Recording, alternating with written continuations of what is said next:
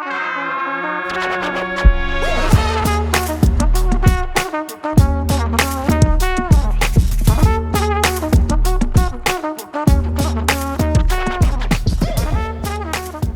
is how we're doing it, mate.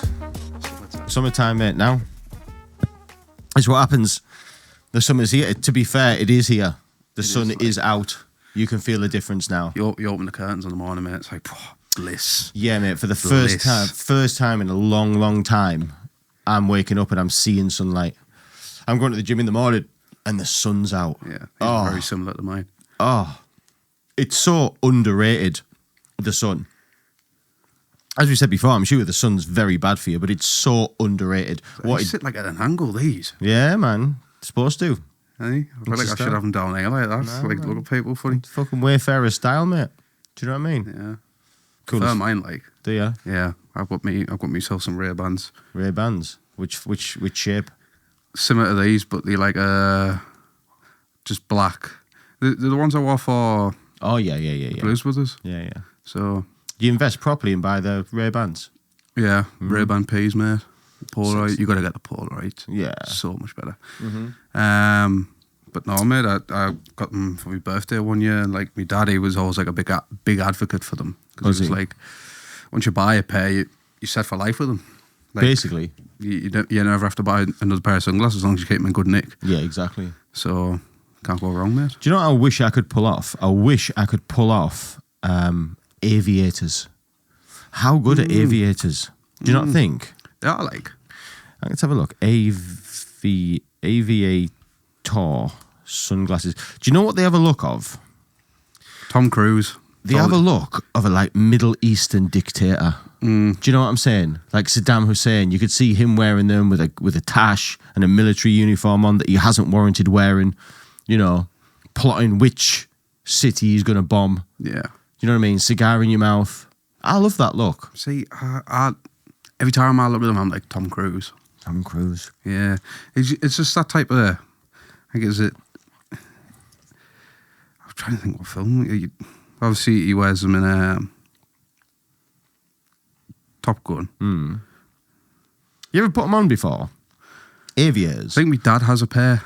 Yeah, they look. Do you know when you look at the sun? When you actually look at a pair of aviators, when they're not on, they look great. Yeah. But then when you put them on, you feel like a blue bottle. Yeah. See. Oh wow. Yeah. Oh wow. Yeah. He rocks them, mate. What a look. Yeah. What a look. Tom Cruise. That's obviously younger Tom Cruise, but even older Tom Cruise now, mate. Oh, mate. He's still got it. I wish. I think you've got to have the right shape head, right? Yeah. You've got to have that American jaw. I think the trim does it as well.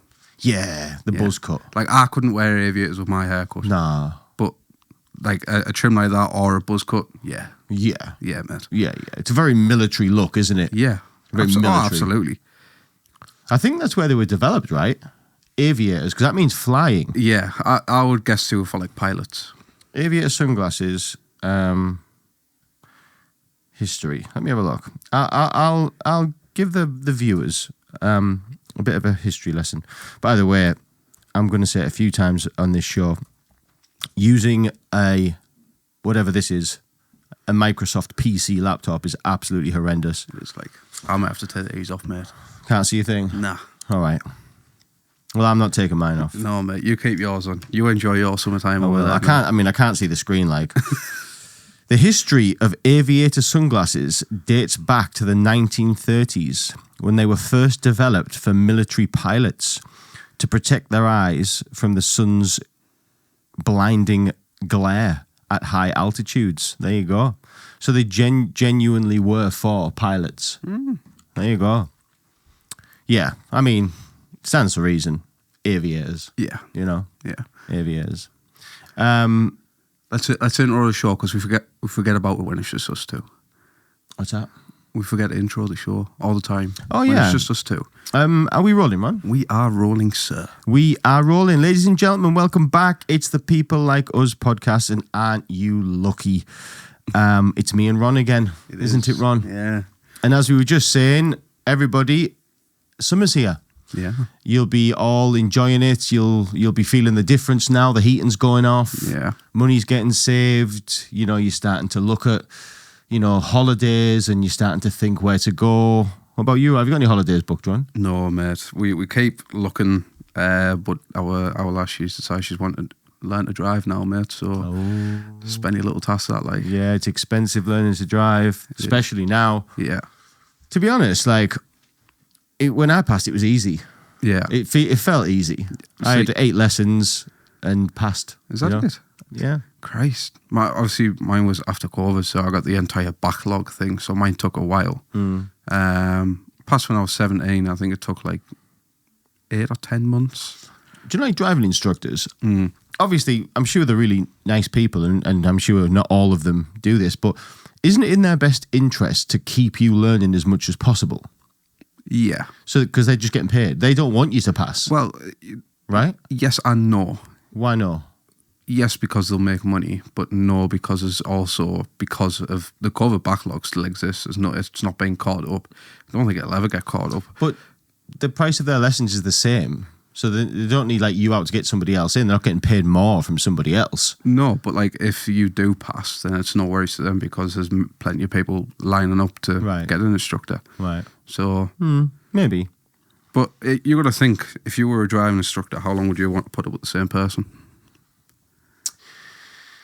Well, I don't know. If you teaching someone and you just haven't got the knack for it, right, whatsoever, how long do you think you could go with, like, before you just go, look, I don't think you're ever going to pass? Like, do you think there has been people who've just been told you're not going to pass? Oh yeah, really? There's people, like, post on TikTok and everything. They struggle to find instructors because instructors tell them about, like, each other's, like, thing. Oh, this person's doing really well, and you almost get, like, a bad rep just because you struggle to learn to drive. Like, it's same with theory tests. Like, there's people out there what are still doing them now after years of trying to do them. Like, when I shit you not, I did my theory test in Borough, and when I went down, there was a lady there, and it was her 22nd attempt on a theory test. Oh my days, that's awful, bless her. I don't know anybody that didn't pass first time. A few of mine, like, I think the majority was, like, average was, like, if you didn't pass the first time, you passed on your second. But we did have a mate who took 7 times. On his theory? On his theory. Bless him. But he passed his driving test first time. Bless him. Well, he's a practical guy, isn't he? He's just not a theory guy, you know? He's a hands-on guy. Yeah, but I think at 22 times, you've got to pack it in, like, just get the bus pass, you know? Man. Get in touch with a raver. It's not working. What's your best you can do? I have a lot of respect for people who keep trying and keep trying. Yeah. I've known a few people, like somebody I know recently's just passed, and I think they were 4th time. Yeah. And my poor mother, and bear in mind, this is like back in the olden days, my mum took 7 times to pass the driving test. Jesus. Bless her. You do both first time? No, failed my driving test. Did first you? time. Yeah, dangerous driving. What did you do? I've never known someone to get dangerous driving on the test. My own fault. Like, looking back, it was like... So I did my test in my own car. I didn't do it in an instructor's car. So I did it, and my mum was in the back seat. And we came out the test centre. Oh, man, I was full of myself. I could drive, man. I was like a perfect driver. I've been driving years, like legally and illegally, you know? Yeah. I was really lucky. My mum got me a provisional. Yeah. And for about a year, just let me drive her everywhere. So everywhere we'd go, like supermarkets, running about, I always drove. Yeah. Do you know what I mean? Anyway, I was a very good driver. Probably too good. That was my problem. Because I just believed that, like, this is ridiculous. Like, anyway, we pulled out the test centre. And as you pulled out, you went down this road, and then there was a junction. Okay. This test on this particular time was like the 9 a.m. test. Yeah. And I can still remember where it was. It was a road called Macmullen Road in Darlington. Anyone from Darlington will know Macmullen Road. That's where the test centre used to be. And we were at the junction, right? So I'm sat there, and he wants me to turn right, right? Yeah. Now, obviously, that's the worst way to turn, isn't it? Yeah, there's like... And it's rush hour, right? And it's just back to back to back to back to back. And after about what felt like, I'm sure it wasn't, it felt like it was ages, but like it was definitely at least a few minutes. I was thinking, we're going to be sat here all day. Like, so I seen a gap and basically wheel span it out of there. Like, you know, just like shot off, like made the gap. And like, little did I know, but at that point, he'd just gone down and went, failed. Yeah. Because that was dangerous driving. Do you know what, though? The fucking prick. Why wouldn't he just say, you failed, let's go back? Oh, he made you do the entire thing? The entire thing. And not only the whole test, he had me go and doing manoeuvres. So, like, we went round the road, do the reverse round the corner, do the this. Obviously, the rest of it's immaculate, obviously. Yeah. But when we got back, yes, you failed right at the beginning, dangerous driving. Like, you fucking knobhead. Yeah. You fucking knobhead. Do you know what I mean? Mate, if you say you got to take it. Yeah, of course. Like, because that's the thing is, passing your test and driving are two different things. Absolutely. Very, very different. You've got to practice for months and months and months for one go at whatever it is they call that test to do that. If you try to drive like that in real life, you are actually dangerous. Yeah, you're actually a danger to the rest of the road because nobody else is driving like that. Nah. You know how you know when you see old biddies? Yeah. You know they're dangerous. Yeah. Because they're going too slow, they're positioning the roads too weird, they're braking too early, they're indicating too early, and you don't know exactly what they're going to do. They're very unpredictable. It feels like they're going to do something. Yeah. And that is kind of what they're training you to do. Yeah. Do you know what I mean? Yeah. It was like small for me. I seen they were an old person as I was coming down the slip road. They were doing 45 in the middle lane on the A19. And I was like, you are going to cause something here. Yeah. And like, because on the slip road, all these cars behind me, so we're all slowing down because we've all got up to 60 mile an hour to join onto a motorway. So like, we're up to speed, you know. If someone's going a bit slower, we're not going too quick. But 45 on a motorway. Like lorries overtaking and everything. And like, just even 55, fair play on the motorway, do it. Because then you're going roughly the same speed as the lorries, you know, it's okay. But that's just... My advice for anybody is, because when to do it, is to do it when you're young. Yeah. Definitely better to do it when you're young. Person outside of work, my friend, they've did it in their 30s. Yeah. And like, bless her, she wasn't into driving. No. She wasn't something she was ever interested in. You know, I knew her years, and she'd said, I've got no interest in passing my test. Yeah. And then just changed her mind in her 30s and said she's going to do it. And really hard for somebody like that because, you know, as a little boy, when I was 12, 13, 14, 15, I'm sat watching because I'm that obsessed that I want to drive. I'm watching these people drive. So before I ever got in a car, I knew how to drive because I was watching and I'd ask questions. So how do you change the gear? You know, and like, okay, the first time I ever got in a car and drove, I did bunny hop it. Yeah. But I made it go. Yeah. Like the first time. And like after the initial thing, he was like, right, okay, yeah. And, you know, right down, you know, and I got it. Yeah. And I think that like introduction to it, by the time I'd even got to getting in the car, I was pretty savvy about how this machine worked. Yeah. When you get somebody who is a female, has absolutely no interest, like if wouldn't be able to point a Vauxhall Astra out, you know, like, I don't know, red car, white car, that's as far as it goes.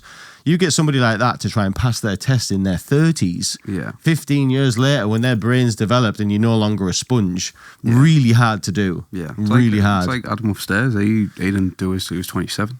Yeah, it's crazy. I was eager to drive, mate. Like, and I think it was more so because I have a late birthday, so before I could even learn to drive properly, I was like one of the last ones. So it was like, fuck, I wish me mum and dad had sex sooner, you know? Yeah. So, but, like the freedom you have with it. Like we have a mate who doesn't drive, and like if we play football, we go for a pint, someone's got to pick him up, and it's like...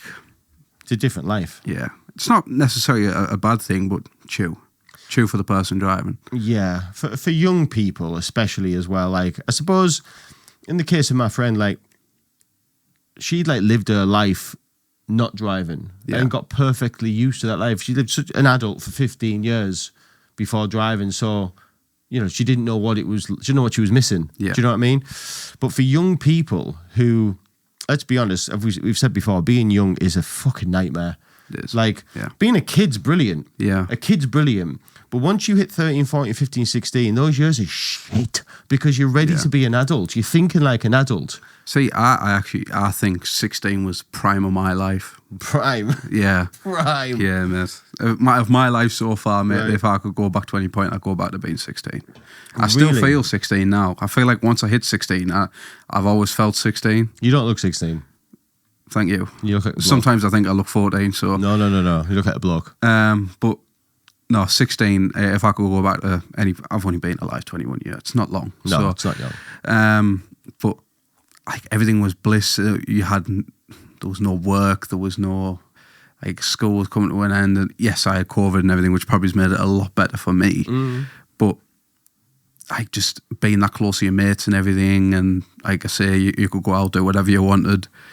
16, you had no Consequences. Nah, you Nothing, asking no your mum, responsibility. you asking your mum, oh mum, could I have 20 quid to go out with? And she'd be like, no, you had 20 quid earlier in the week, and so you're going out skinned, you know. And but it's class. And now I'm 21 and I work my job and I go home. You got to budget your own money. Yeah. You're looking at your bank like, I Yeah. fucking need to be careful here. Yeah, Like, and I can't ask my mum for 20 quid no more. Else Nah. I look like a weirdo if I ask my mum for 20 quid now. proper weirdo. Yeah, I can't text my mum going, can I have 20 pound? Why? She'd be What have you done with your money? She'd be asking you for £20. Yeah. Do you know what I mean? Yeah. That's what it'll turn. The tables turn as you get older. Yeah. And in the end, you end up being the provider. Yeah. It changes round. They ask you for 20 quid. Does like... And you know what? You fucking should give them as well. Yeah. They wiped your ass for fucking 16 years. Do you know what I mean? So it's you know what I mean? That's how it goes. Yeah. Speaking of holidays, Ron. I was going to say we got a bit sidetracked there. Yeah, speaking of holidays, have you never done a boys' holiday? Like a lads' holiday? Lads. No. Right. And I really want You to. kind of have to. And do you Yeah. know what it is? In these instances, somebody has to be the instigator. See, I would not. It's not even that we get instigators. All of us will probably instigate at some point. But we want all of us to go for the first time. You have to. Yeah, but some of them won't. Well, fuck them. Well, I know, but ideally, there's like... You know what you need? From school, we've You need got... 3 people. That's Yeah. all you need. 3 or more. Yeah. 3 or more people. I've done it with a group of 5. I've done it with a group of 6. And I did it with a group of 3. Mm-hmm. They're all fucking brilliant. Absolutely fucking brilliant. Totally insanity, but brilliant. I really want to, because I want to go on a holiday somewhere hot. Yeah, I don't want to do like your Poland's, your Prague's, your all of this for a lad's holiday Fuck for that. the first one. Shite. You've got to go to some sunny place where you wake up, you're peeling yourself off the pillar, you know. You want to have a really good time. Yeah, you got to get sunstroke, poisoned. Yeah. You know, fucking wake up with a Johnny stuck up your bum, everything. Do you know what I mean? Maybe not that far, but... We did that to somebody, wound him up once. What the fuck? Wait, no, I've got to hear this. What? Oh, God, was no. this on the 3, the 5, or the 6? It was on one of them, let's just say. Right. It was on one of them. No, mate, I've seen it all, man. I've seen some fucking crazy shit.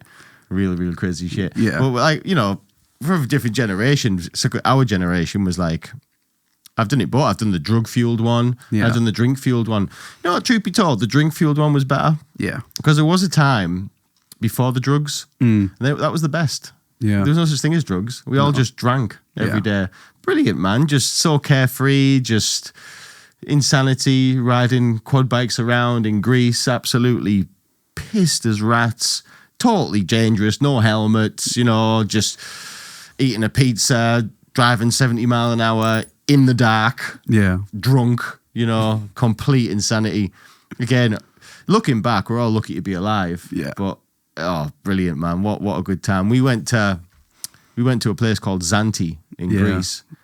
I was late to the party. Like my first one, I was 27. Yeah.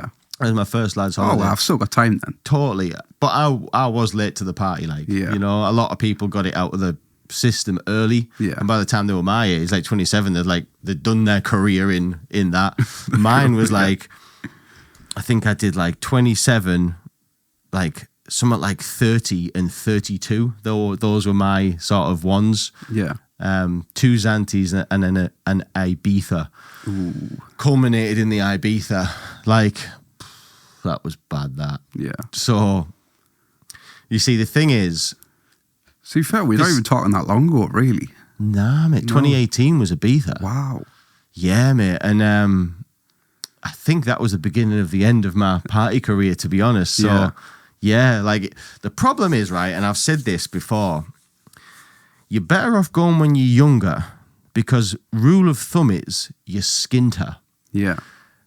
Rule of thumb often is by the time you're in your 30s, you start to earn a little bit more money at that point. Or certainly I had. You know what I mean?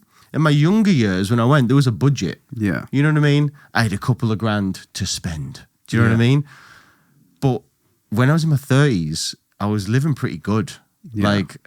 I'm not saying I was rich or anything, but, you know, there was no limit to what I could spend, really. You know, and that's bad because that's really, really bad because then you can just have everything. Yeah. And, gosh, I mean, looking back, it's ridiculous, but I can remember us sat around this table in Ibiza with 4 or 5 different types of drugs on this table, like this small, and I'm sorry about this, viewers, but this is the life I used to live, like a pile of cocaine, a pile of MDMA, a pile of some kind of pills, a pile of ketamine, like all of these things on the table, and people just helping themselves. Just literally scranning it, mate. Like a buffet. Literally.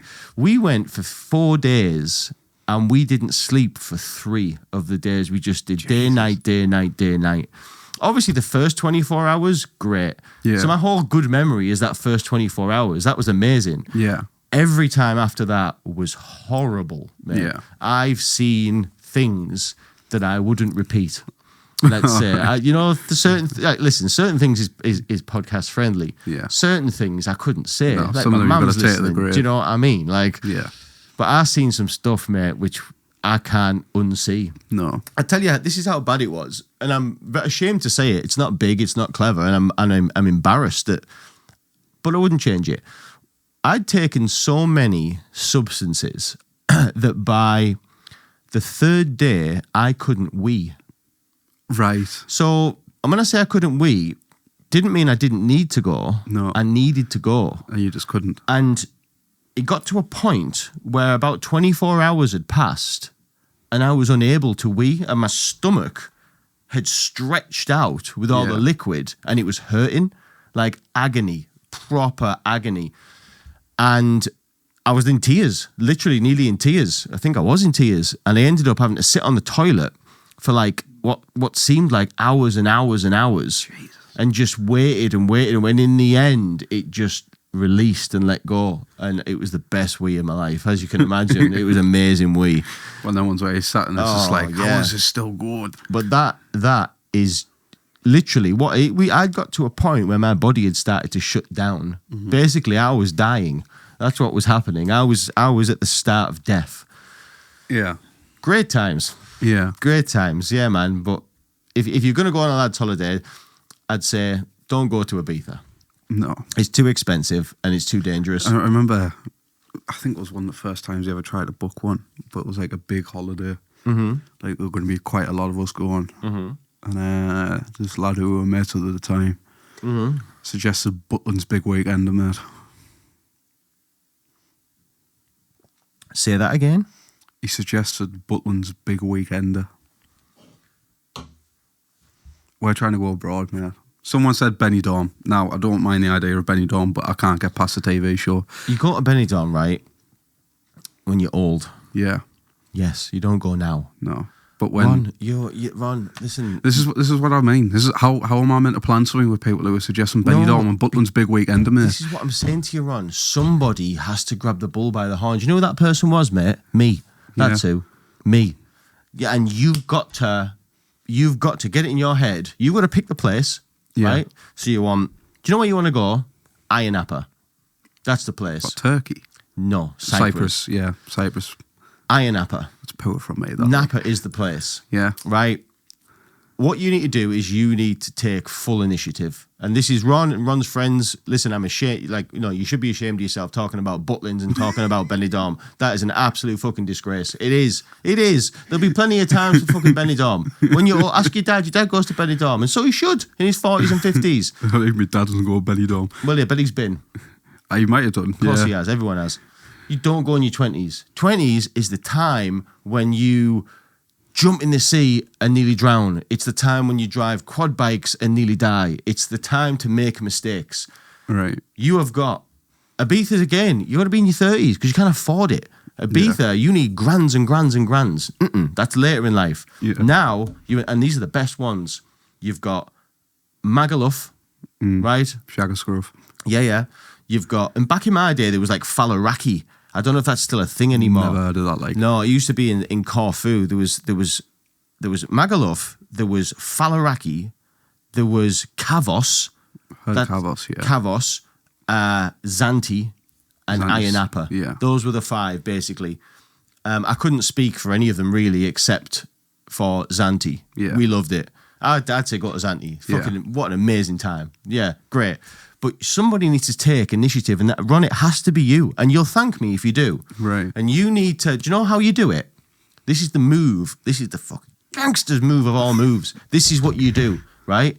And you'll go down as a legend. Do you want to go down as a legend? Do you want to go down as a king? Yeah, go on. Right. What you do is this. First things first, you run it past your missus. Right. Right? Start with that. 'Cause you don't want no beef. Yeah. You say, listen, are you all right with me going away with lads for a week, right? Swear down, won't do now. I wouldn't do a week. You have to do a week. Nah, can't. You can. Nah. You can. No. You can. I could do 3-4 days. Do you only do weeks? Nah, they don't. They do, mate. Nah, you can't no, be going to these not places. nowadays. Yes, mate. No. It's a week. But you just take it easy, mate. You have a day off. You don't have to go div-div. You think if we go away for a week, someone's going to have a fucking day off?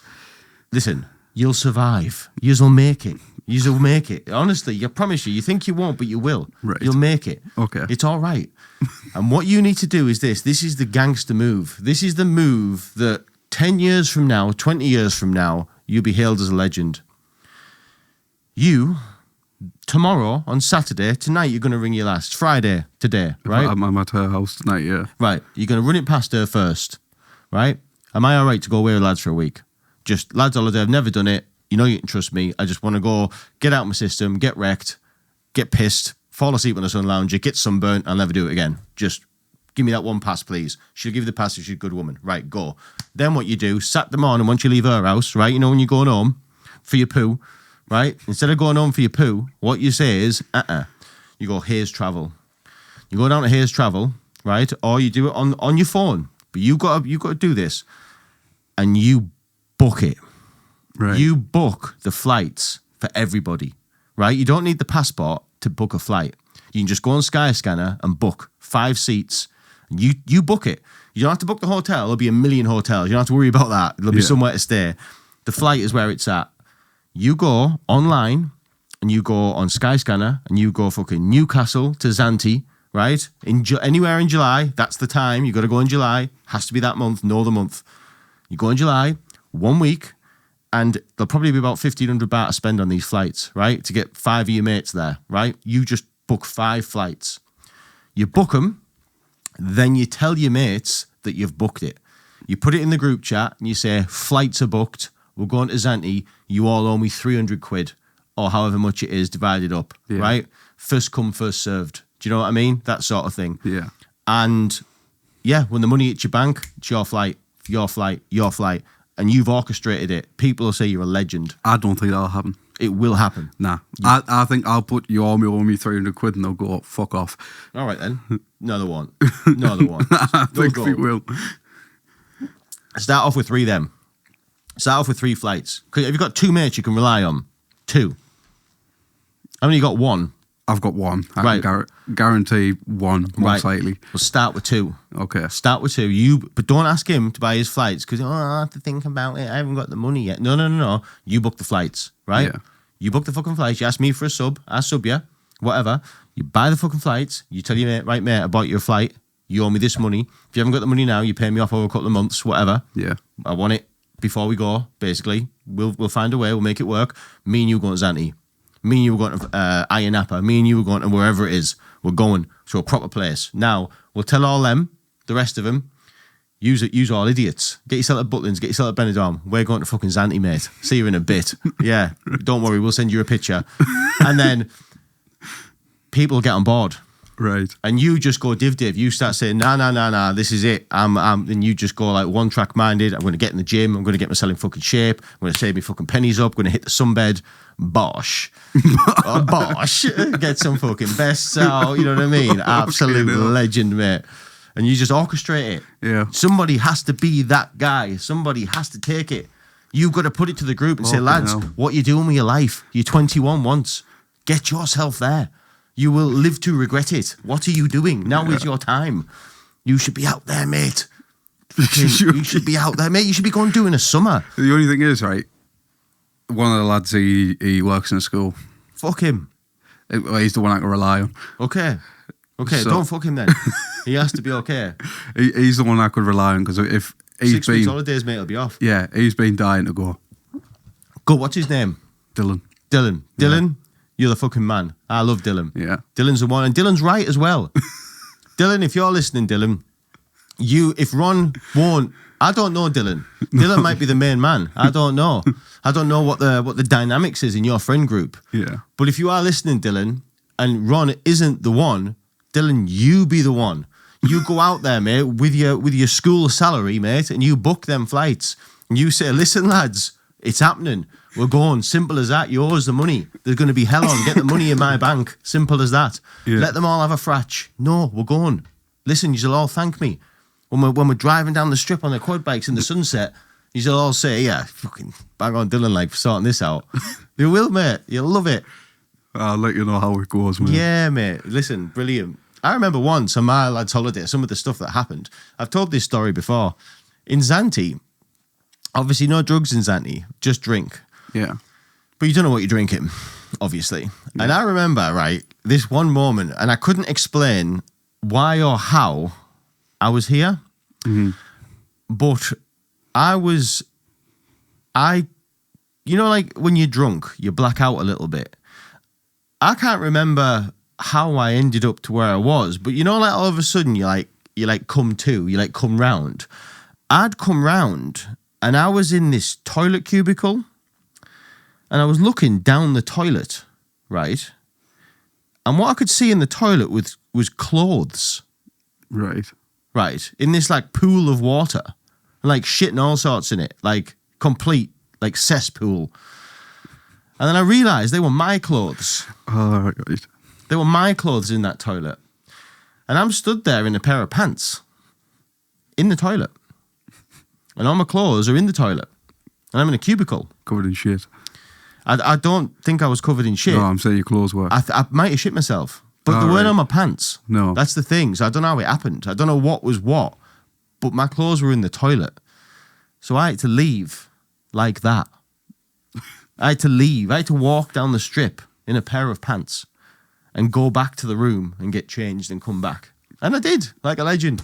Okay. You know, like a legend. Yeah, and carried on the night. But Jesus. I don't know how I ended up there. But No. I was trying to flush my clothes down the toilet. I'll tell you another night. There was a guy on this strip called Tony. And he was a bouncer. Okay. So picture, I'll draw you a picture of him. Yeah. Picture 6'7". Right. Senegalese. Big Senegalese, Yeah. right? But from Sweden. Or he resided in Sweden. Okay. But put it this way, he didn't have blonde hair and blue eyes. No, he looked like a Senegalese, right? Yeah. And he would talk like this. Hello, what you doing? You know? Yeah. Aye! He'd shout across the road at you. He was a bouncer. And he took a liking to me through this holiday. Okay. Right? And cut a long story short, see, I could have died here. Mm-hmm. One night, again, must have went out, remember dancing in the club, blah, blah, blah. Must have blacked out. And I came to, right? And I could hear, you know that noise that you hear in places like Spain and Greece. I think it's like crickets or whatever, like. And I can remember like coming to with my head in my hands, right? And sitting up in this chair. And across from me was Tony, right? And he had his top off and he was a big fat fella. Right. Right? And he was sat there like half asleep, like monged. It was daytime, Yeah. right? The sun's out. We're on a balcony, right? And I look, and all I can see is countryside, right? And I'm like, this isn't the town, right? And then I look to the right because I clocks him out the corner of my eye. There's another big Senegalese fella here with dreadlocks on. He's got his top off. I've got my top off, right? Everyone's got the top off. And there's loads of drink on the table, right? And I'm like, this guy, this is the weird thing, dreadlocks, wasn't half asleep. No. He was just looking at me, Right. right? So I've looked, and the Senegalese dreadlocks is just looking at me. He's also a big fella. And all of a sudden, I just stood, and I looked, and Tony, you know them balloons? Yeah. Like, you have that makes your head spin. Yeah. Whatever that is. Some kind of, is it hydrogen or something? Yeah. Some Like shit like that. Balloons are a big thing then. And this big Senegalese fella just sucked this big balloon and just he just sat there looking at me, right? Basically, to cut a long story short, I got weirded out, right? Yeah. And I think anyone would in that situation, yeah, mate. don't know how I got there. Yeah. Don't know what went on. Don't know why I had no top on. Don't know why they had no top on. Don't know what I'd said. Don't know how I'd been there. But I said, I'm going, lads. I'm going now. Like, it's the daytime. I need to go home. Okay, I'll stay late to you tonight. Bye-bye. I leave. And basically, I'm in the middle of fucking nowhere, right? I'm down this fucking... There's basically this building plonked in the middle of the Greek countryside, right? In the middle of the Greek countryside. And that's Tony's residence. It's Tony's residence. And it's just this stone path. Anyway, I walk for 15, 20 minutes. I start to see signs for the town. Half an hour later, I'm back at the town. But that was another story that happened. Crazy, right? And you have no idea what happened. No idea. Why he's had you topped off. To be honest, mate, those are the good nights. Like the one where I flushed my clothes down the toilet and the time at Big Tony's house. I mean, those are the ones I remember, like, coming round. Some of them, I just wake up in my bed. Yeah. And, like, I'll wake up on the beach. There's another one. One day, woke up on the beach in my clothes. Like, imagine that. By myself. Like, just laid in the sand, starfished. And the sun's out. And I've woke up. And I'm fully clothed. And there's people out there in bikinis sunbathing. Do you know what I mean? And I'm out there in my going out clothes. And no one's moved me. You. No, just starfished. Jesus. That's how good it is. It's phenomenal, mate. It's phenomenal. It's absolutely phenomenal. Yeah, sounds ideal, that, mate. Amazing. You'll never laugh so much as on that holiday. Yeah. You get tortured. I remember one, like, you know, just little things like, you know, a few days in, you're horrendously hungover. Yeah. Like, horrendously hungover. Your guts are doing flips. You got the worst diarrhea ever. And, like, I remember this one time, one of the lads we went with, he was in the toilet, like, obviously letting his guts come out of his backside, to cut a long story short. Dropping the kids off at the pool. Yeah, and, like, lads being lads just decide to absolutely storm the toilet. Do you know what I mean? Just, like, bang, kick the door clean off and just jump on him, do you know, like, and he's got his pants around his ankles, you know, and he's got a shitty bum and like, oh, just funny, mate. Funny, mate. Just torturing each other. I think the more and more you talk, mate, the more and more I'm learning that I'd never want to share a hotel room with you. No, listen, I wasn't a torturer. I'm sure, but you've calmed down quite a lot. Totally, man. Yeah, like, but I reckon if you were just in the mood, I reckon you'd still storm the toilet on someone today. Yeah, man. I don't even drink now, you know? Yeah. So, I reckon you just do it for the crack. Just go, I'm going to storm that toilet. do you know what? Like, if I was with you and your mates, I'd have to. You know, because I think it would be I'd owe it to the universe. So, like, I need to show these lads what the crack is. Yeah. You know what I mean? Little things like that. Yeah. You know? It was Mr. Senior Instigator. I was starting this year before you lads were even doing it. Yeah, mate. Yeah, mate. This is what we do. But Follow me. Listen, getting round to it again, I can't advise it enough. And my only thing is somebody has to initiate it. Yeah. If you just carry on the way you're going, another 5 years will pass and you'll just talk about something you should do. Yeah. You can't, mate. Somebody has to take I think control. we will go on one eventually, whether it's this year, next, or whenever. But I think we all dying to go, but just not to Butland's Weekend or Benidorm. No, mate. Iron Appa, Zante, those are the places. Well, I was going to ask because I know we mentioned this before, saying how we were ready for summer, and now summer is now here. Have you booked anything? Booked what? Holidays. I have lots of ideas. Nothing's ever booked. You're a very late booker, aren't you? Totally, yeah. You will book like 3 days before, if that. 1 day before. Yeah. I've known me book a flight at 1 a.m. and be on that flight at 6 a.m. I've known me do that. Yeah. And I get offers and things, you know what I mean? I've got a friend who gets me away a lot and stuff like that. I'm very lucky, to be honest. You know, I've got an international pimp as a friend. Do you know what I mean? Where he just flies around the world and I get to go see him, you know? Yeah. It's great. But yeah, I know, always last minute. I suppose not through choice, but just work and stuff, you know? Just one of them. Yeah. Oh, where's the ideas then? Where are you looking to go in the big 2026? So I did write a list.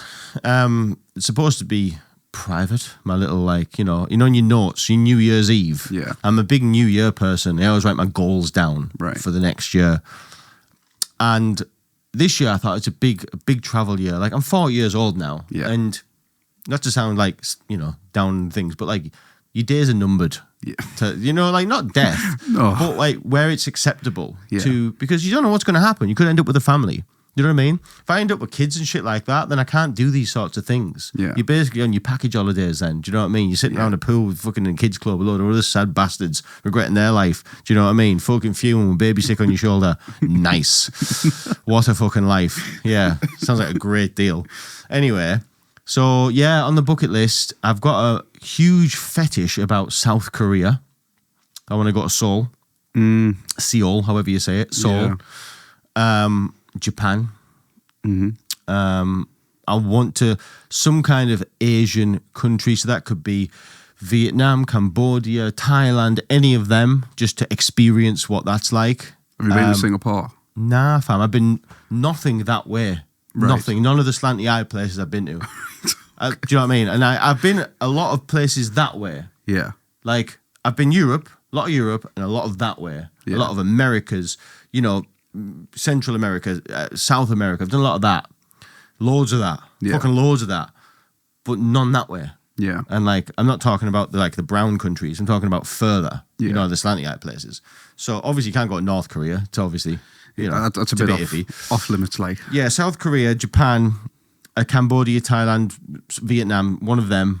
So, you know, do the whole fucking temple shit. And obviously my friend, and now, you know, our ex-producer as well. I've now got 2 friends that live in Australia. Yeah. And it seems kind of ridiculous that I've had this friend, you know, I know Southpaw's just gone, but Mark's been there for 20 years. Yeah, you've never been down. I've never been. Been all over the world with him. Yeah. But never, ever, ever. That's like my uncle. He moved not long ago and he's offered me and our lass to go down. I think we said because he's literally just moved, so we said like we'll leave it a year. When he comes back, if the offer's still on the table, we'll go. Like, but he said like we don't have to stay with him. He said like do like 5 days in Sydney because he lives in Bathurst. Where? Like Bathurst, which is like more like Bathurst. Yeah, it's like literally like quite like in the middle of like 3 cities, I think. I've never heard of it. Bathurst. Real place. Have you made that up? No, it is a real place. Bathurst, Australia. I wouldn't even know how to spell it. Huh, yeah. Bathurst, New South Wales. Huh. Let's have a look on that map. Let's have a look. Map. Whereabouts is this? Bathurst. All right. Well, it's not near the sea. No, it's outside of Sydney, innit? Yeah. A little bit in the sticks, like. You'll get some fucking big spiders out there. Oh, absolutely, mate. That's the outback, that, mate. I wouldn't dream of it. You wouldn't get me in that town if you paid me. No. That's the only thing with Australia. I know it all looks lovely and that, and like I see a lot of people on the Instagram and shit like this that live there. It looks fucking amazing, yeah. Looks like my cup of tea. Beach life, you know what I mean? Yeah. Fucking everyone's clean, everyone's healthy. Sounds fucking brilliant. Is that where they got? Is it called the Gold Coast? The Gold Coast is up from Sydney, innit? Yeah. It's a place, but you'd have to go there. Of course you would. Absolutely. But I'm just the spiders, man. Like, not even the big ones are scary enough, but like you get them little redbacks and shit, and you can't eat like money spiders. Yeah. Like fuck you up them, you know. Like, Oh, man. seriously dangerous. Like, Is it like the funnel webs which are the most dangerous? The ones where they'll build like a horn, what's it, the size, like it's a funnel basically, and they'll just like jump out at you. Nah, mate, not for me that. not for me, that. Not for me that. But I think the more dangerous ones, from what Mark says to me, isn't the big ones you want to be scared of. It's the little ones, because the little ones are more venomous. Venomous. It's like not even just the spiders though. They've got so many. You can't go in the sea. Nah. You can't go in the sea because it's got fucking jellyfish and sharks. Yeah. You can't go in the countryside because it's got snakes and spiders. And some of the plants will kill you. Like, you touch some of the plants and the highly toxin, you can't touch the leaves and shit. Like, they've got stuff over there as well. They look like rocks or something, don't they? And if you step on them, like some sort of sea urchin. Yeah, in the beach. Right, you're off like. Oh, yeah, I'll fucking kill you, yeah. Absolutely kill you. That's the thing, innit? What an office place. Like, really, people shouldn't live on Australia. Yeah. Like, everything about that landscape and geography, like, it's fucking miles away. It just doesn't look real, half of it. Nah. I don't think. Like, the Gold Coast, that there. Beautiful. It doesn't look real to me. No. It looks like something out of a video game, mate. That's what it looks like. It does. It's truly in the middle of nowhere, Australia. Yeah. Like, look where it is. Just smack bang in the middle of nothing. It shouldn't be inhabited by this shit computer. Oh, honestly, fucking stupid Windows computer. Yeah, Australia shouldn't be inhabited. No. It seems as though it shouldn't be inhabited. Here on, changing the subject, I was thinking, when I was a kid, is this still a thing now? You being in touch with the youth and that. All right. Are battered Mars bars still things? Not here. In Scotland, absolutely, yeah. I mean, what is Scotland? Do you know what I mean? And listen, I can say it. I'm not even racist because I believe, according to my dad, some of my family history goes back to Scotland. So I guess I could be a quarter Scottish. Should do a DNA test. Should do. Test me spit, you know? Yeah. No, but we're like, what is Scotland? Like, iron brew. Like, that's one of the, I think my mate was telling us, I think it's the most expensive 500 milliliter bottle you can buy in a shop now. I think it's like £2.45. It's more expensive than full fat Coke. What, iron brew? Because of the taxes on it. I don't understand. Iron brew, I think, is now the... It never used to be. It used to be the cheapest. Yeah. Iron brew. I could spell weird, isn't it? What flavour is iron brew? I don't even know what it is. Iron brew is no... Oh, no, I don't know. What flavour? Let's have a find out. Flavour. Because you could say, yeah, I know iron brew tastes like, but like, okay, what's it called? See, it doesn't even say. It's just saying it's Scottish. So that's what Scotland tastes like. So this thing says, iron brew has become more expensive primarily due to significant inflationary pressures faced by its manufacturer, AJ Bar, including soaring costs for raw materials, packaging, energy and transportation. I never in my life thought I'd say iron brew become more expensive than Coca-Cola, like full fat Coca-Cola. When I was a kid, it was the shit drink. It was the shit drink. My brother, he loves it. Does he? Yeah, he thrives on it, mate. Iron brew, sugary. It's very sugary, right? Either one. They do sugar-free. I think they do it's like 0 sugar. I never see it. Do they sell it in supermarkets and shit? Yeah, but no one buys it. No. I don't know anybody who's got iron brew in the house. It's a very peculiar taste. And like, it's never one what you just fancy. Nah. Like, do you know where it belongs? In a chippy. You think? Yeah. It belongs in a chip shop next to Dandelion and Burdock.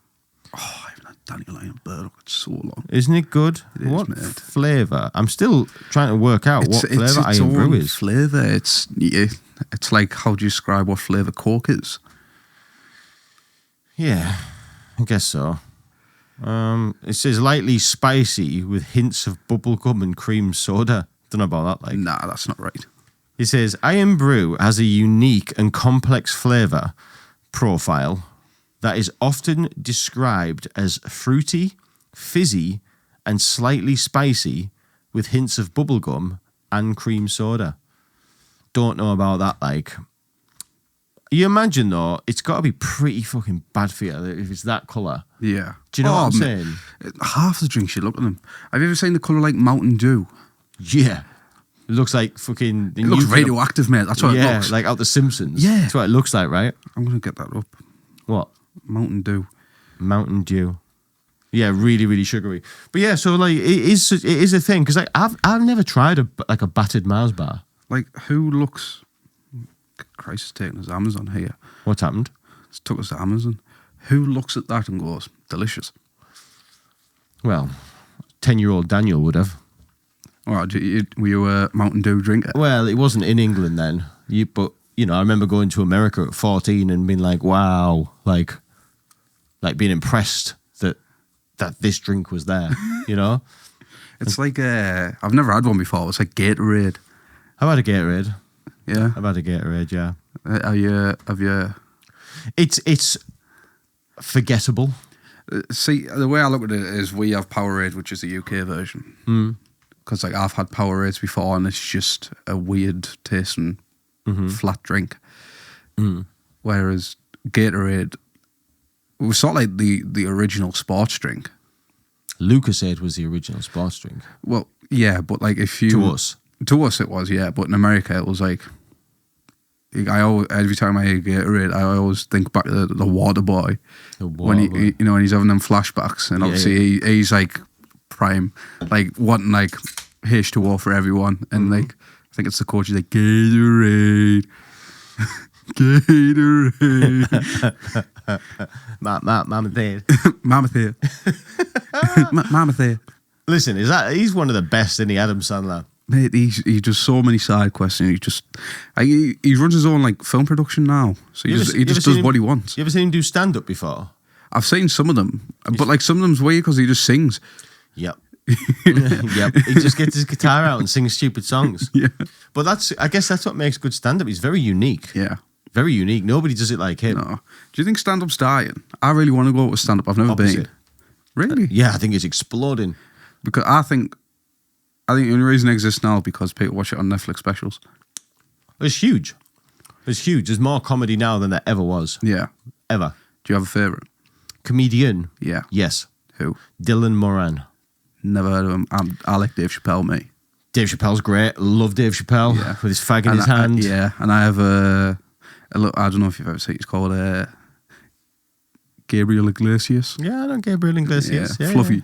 Yeah, Fluffy. Yeah, I like him. I think he's funny. There's some great comedians. Yeah. Dylan Moran is the actor out of Black Books. He used to be a program. He's an Irish guy. Right, okay. Yeah, I mean... that makes him funnier anyway. The Irish accent. people are always funny. Yeah. Yeah, definitely. If you were going to go the greatest comedian of all time... Yeah. It's Eddie Murphy. You never watched Eddie Murphy's stand-ups? No. You're in for a treat. What's the other one? Laddie who always used to sweat. Lee. Oh, Evans. Yeah. See, I'm not saying he wasn't funny, right? No. He was funny. He was energetic, and I think that's what helped him. That was half of it, yeah. Pulling stupid... He was like a clown, wasn't he? Like pulled stupid monkey faces and ran around like an idiot. Yeah. Yeah, nah. Christ, he could sweat for England. But, yeah, listen, he packed more crowds than anybody else, didn't he? I mean, I'll tell you who... it'll only probably work for us, obviously. I bet the Americans would never get him. But Peter Kay.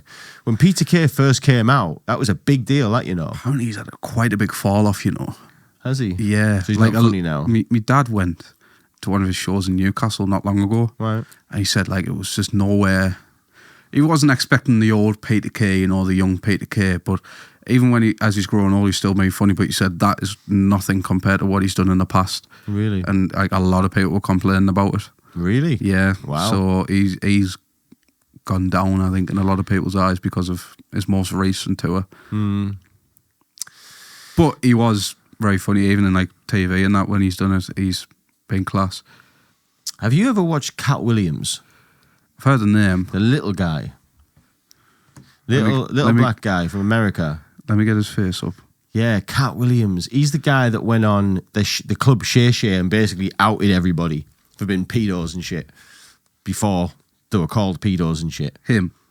That's Cat Williams. Yeah, I've seen him before, yeah.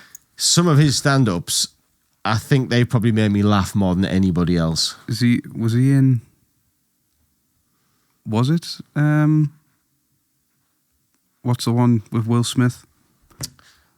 I don't think he was in a Will Smith film. Was he not? No, he's been in a few films. I don't know if he was. I don't think he was. But he was in Friday After Next. I know that. I've seen that one. When he plays the pimp with the flick knife. Yeah. Yeah, that was funny. Movies. Cat Williams is good, man. Really good. Really good. Yeah, I don't know who I'm thinking of then, but I have seen him before, yeah. Funny guy. Definitely somebody I would advise watching, like. Yeah. But Chappelle, I think Chappelle is probably the king in America, isn't he? I think. There's him, Kevin Hart, just because of the name. He's bigger. Who else in America? There's that Matt Rife. He's on the upcoming. Yeah, Shane Gillis. Shane Gillis is so funny. Yeah, very funny. Shane Gillis. We watched. Was it Our Last Family? We watched a special. And it wasn't that good. I didn't find it that funny. Who's Shane Gillis? Right, yeah. Wasn't that funny? No, but I've seen clips of him online and everything. I do laugh. He's also got a very good Trump impression. Does he? Have you not seen him? Where he's being dressed up on like a judging panel for some show. Oh, I have seen that, yeah. And he does it so well. Yeah. Yeah, actually, now you mention it. And a few other people are doing... Yeah, because there's like one sat as Biden. Yeah. I remember that. Yeah. That is really good, actually. Yeah. Do you know who's actually not funny on stand-up? Who? Surprisingly, because he's so funny in real life. You. Theo Von. Yeah. So Theo Von, if you watch him on a podcast or anything like that, hilarious. Yeah. Funny guy in conversation.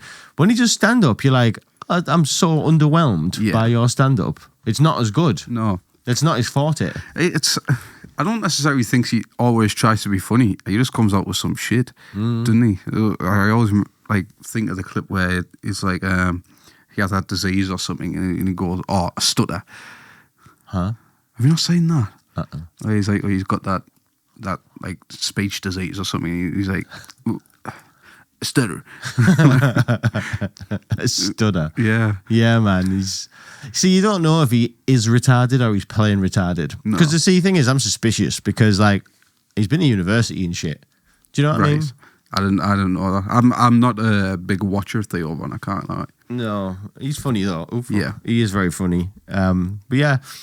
I think it might be 10% an act. Yeah, a little bit of a character in there. A little bit of a character. And so you should, because it's funny, it works. Everyone's got a character, don't they? Of course they do. But yeah, comedy, the answer to, in my opinion, comedy's on the up, I think. Definitely. But we don't have anyone really big in the UK, do we now? No, not at the minute, no. You've got the old, like, the ones from like 10 years ago who are still touring, but like, more a nostalgia thing for people who sort of like found them funny back then and like go see them. So like I think that's what Peter Kay was for my dad. Because like my dad grew up watching, always laughing at Peter Kay and everything. Nostalgic. Yeah. And obviously wasn't a great experience. No. But no, America's the place for comedy, like. Of course it is, 100%. Yeah. 100%. So what's the plan, Ron? So look, soon we are going to round it up. I don't even know how long we've been recording for. I do. I've been recording for an hour. It feels like 20 minutes. It's been an hour. Right. So we are going to wrap it up soon. Okay. But before we do, I want you to tell me how you're going to make this holiday happen. All right. Okay. I will not be driving to Hayes Travel. No? No. I don't. I'm saving for other things. I can't be dropping 1,500 quid on 5 flights without the guarantee that I'm going to get the money. Credit card. Yeah, but like, it's still going to have to pay it off at the end of the month, aren't I? Make your friends. You know. Yeah, but then it's what day? You're worried, aren't you? You're worried you're going to get lumbered with these flights. So I'm going to have just over 2 weeks to get £300 a person. Why 2 weeks? Before it gets to the end of the month, you got to pay it off. Oh, is that how it works? Yeah. Right. Okay. You don't have to pay I can it let all it tick over and then start paying interest on it. But you wouldn't do that. No. Are you quite money savvy, Ron? I try to be. Oh, yeah? Yeah. I like that. I respect it. I've always tried to be good with my money. So you don't waste any? No. Well, you go out and you you look at your bank account and you've got, I've saved a canny bit. Let's splurge tonight. You know, instead of going on the cheap pints, you'll just go straight on the doubles. You know, and it's like, oh, we'll get the bus back? Nah, we'll get the Uber. You know, we'll get it back quick. You know, fivers everywhere. But no, I like to think I'm quite good with money. I don't like asking other people for money. So I would never want to get in a situation where I have to ask someone for money to like the end of the month. It's bad, isn't it? Yeah, it is bad. Like we were saying at the start, like I never want to have to turn to my mum and ask for 20 quid.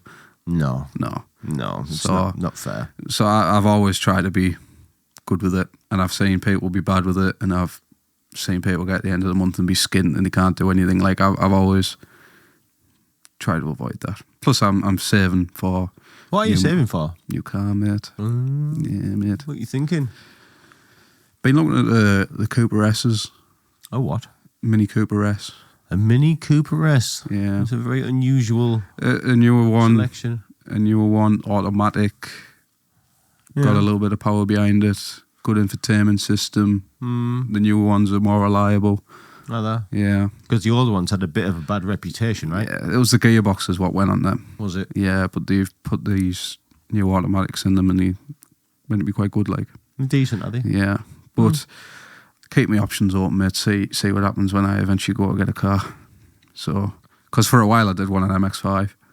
An MX-5, eh? Yeah. Apparently they're great cars to drive. Yeah. A Mazda MX-5. I think it's like your driver's car. Like, yes. And I was looking at them and I was like, it had your box standard radio, no Bluetooth, and I wasn't bothered. But now I'm looking at other cars, I'm like, I need these other things. I need this infotainment system. I need heated seats or climate control, or I don't look at them. I'm not asked if my ass is warm or cold.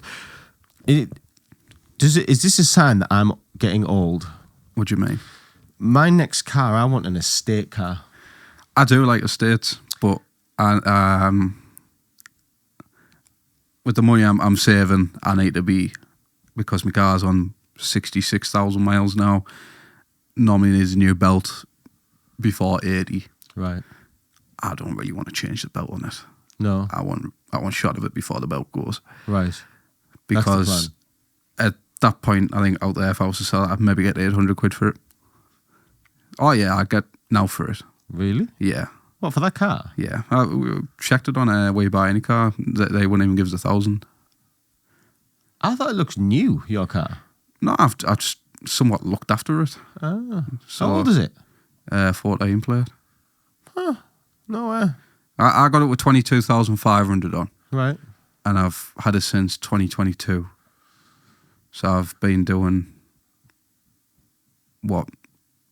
40,000, like 12,000 maybe over the every year. So more in some. Like last year I did like 18,000 miles. That's about right. So I think you should get a big car. Yeah. Yeah, you're a tall lad. You can't have a little car. Yeah, but then it's like same to you. You look like Donkey Kong in Mario Kart. Do you know what I mean? The Mini Coopers are bigger now, you know. You're not like it's big. far bigger than what I've got out there. They are bigger, yeah. I get that. But that's always been the thing. I think if you're a tall person and a male, I think you kind of, first car you get let off because your first car, but then like after that you kind of got to get a big car. Yeah. You know? What estate do you want, like? I want a Mercedes diesel estate. Yeah. It's about to replace the white one. Yeah, that's about 13 years old. Yeah. One that's got 100,000 done already. Yeah.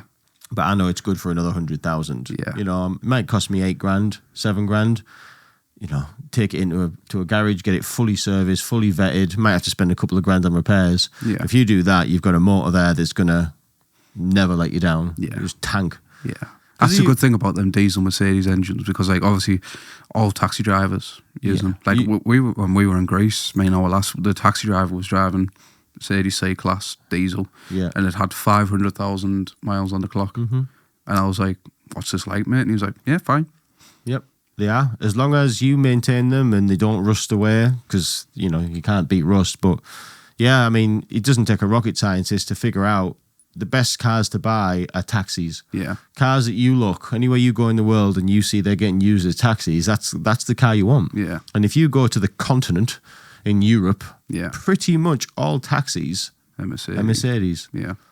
And they're always diesel. Yeah. Like you say, 300, 400, 500,000, they just go and go and go. Yeah. Yeah, but that's us, Ron. That's our show, mate. We've got some work to do, as you know. And Yeah, we've got some we do, money to mate. lose on the horses. We do. You know what I Next mean? race is in a minute, mate. Next race is in a minute. I've had a tip for the next one if you want it. You got a tip? Yeah. Well, on. I've been told that the owner's lumping 20 on it. What do you mean? The owner's lumping 20 on it? 20 grand. No way. Yeah. It's called 6.5 for an each way shout. 6.5? Yeah. It's at 11 to 1 a minute. I can't find it. Gavin Cromwell's yellow cap, blue with a yellow V on it. 6.5. Are you sure it's in the next race? Oh, yeah, it is. 8's now. Yeah, well, listen, ladies and gentlemen, you don't need to hear us about you don't need to hear us talking about our horse racing gambling addictions. No. We do really work, not just gamble. Yeah. But yes, Ron, that's the end of our show. Yes. It's been a good one. Been a nice chat. Yes, Final thank you for having us, words. mate. Final words is you've got to initiate this holiday and you're going to make it happen. Yeah. Fuck your car. And fuck what everybody else says. clean up. You only live once. That's my advice. Listen, ladies and gentlemen, that's the end of the show. Thank you very, very much for watching. Please continue to do so, and we will see you next time. Abosh.